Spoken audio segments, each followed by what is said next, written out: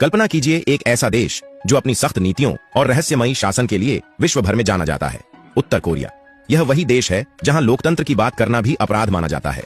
लेकिन एक दिन इस देश की राजधानी प्योंगयांग में एक ऐसा आयोजन हुआ जिसने पूरी दुनिया को हैरान कर दिया। सड़कों पर सन्नाटा था, मगर एक विशेष सभागार में फूलों से सजी एक तस्वीर के सामने श्रद्धांजलि दी जा रही थी।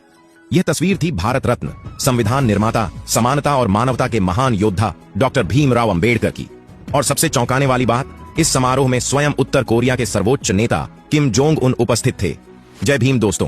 तो चलिए शुरू करते हैं। यह घटना इतिहास के पन्नों में स्वर्णिम अक्षरों में दर्ज हो चुकी है। उत्तर कोरिया जैसे देश में जहां विदेशी नेताओं को शायद ही कभी याद किया जाता है, बाबा साहेब अंबेडकर को इस तरह सम्मानित करना उनके वैश्विक योगदान का जीवंत प्रमाण है। यह केवल एक श्रद्धांजलि नहीं थी, बल्कि दुनिया के सबसे बंद देश की ओर से समानता, स्वतंत्रता और बंधुत्व के मूल्यों को नमन था। किम जोंग उन ने इस अवसर पर एक संक्षिप्त लेकिन प्रभावशाली भाषण दिया। उन्होंने कहा, डॉक्टर भीमराव अंबेडकर केवल भारत के नहीं बल्कि पूरी मानवता के प्रेरणा स्रोत थे। उन्होंने सदियों पुराने अन्याय को चुनौती दी और एक ऐसा मार्ग दिखाया जो हर इंसान को सम्मान और गरिमा के साथ जीने का अधिकार देता है। आज हम उत्तर कोरिया में उनके आदर्शों को सलाम करते हैं। इस समारोह की तैयारियां कई हफ्तों पहले शुरू हो गई थी। उत्तर कोरिया की सरकार ने भारतीय दूतावास से संपर्क कर बाबा साहेब के जीवन और उनके संघर्षों पर आधारित सामग्री मंगवाई। स्थानीय कलाकारों ने उनकी जीवन यात्रा को चित्रों और प्रदर्शनियों के माध्यम से जीवंत किया। सभागार में अंबेडकर जी के बचपन के संघर्ष, कोलंबिया विश्वविद्यालय में उनकी शिक्षा, भारत में सामाजिक क्रांति और संविधान निर्माण जैसे महत्वपूर्ण पड़ावों को खूबसूरती से दर्शाया गया। उत्तर कोरिया की जनता के लिए यह आयोजन एक अनोखा अनुभव था। जिन लोगों ने पहले कभी बाबा साहेब का नाम नहीं सुना था, वे भी उत्सुकता के साथ इस समारोह में शामिल हुए।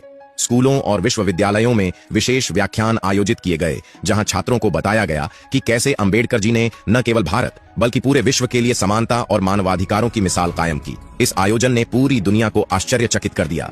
भारत में इसे गर्व के क्षण के रूप में देखा गया।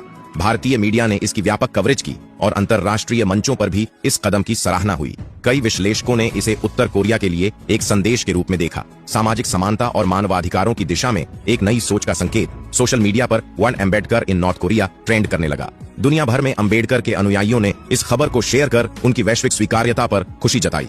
बाबा साहेब का यह संदेश, मैं ऐसे धर्म को मानता हूँ जो स्वतंत्रता, समानता और भाईचारा सिखाता है, उत्तर कोरिया की दीवारों तक गूंज उठा। समारोह के समापन पर किम जोंग उन ने एक और महत्वपूर्ण घोषणा की। उन्होंने कहा कि उत्तर कोरिया के प्रमुख विश्वविद्यालयों में डॉक्टर अंबेडकर के जीवन और विचारों पर शोध कार्यक्रम शुरू किए जाएंगे, ताकि वहां के छात्र समानता, न्याय और मानवाधिकारों के वैश्विक आदर्शों को समझ सकें। यह आयोजन इस बात का प्रमाण था कि विचारों की शक्ति किसी सीमा, सरकार या हथियार से नहीं रोकी जा सकती। बाबा साहेब का सपना अब केवल भारत तक सीमित नहीं है, यह पूरे विश्व का सपना बन चुका है।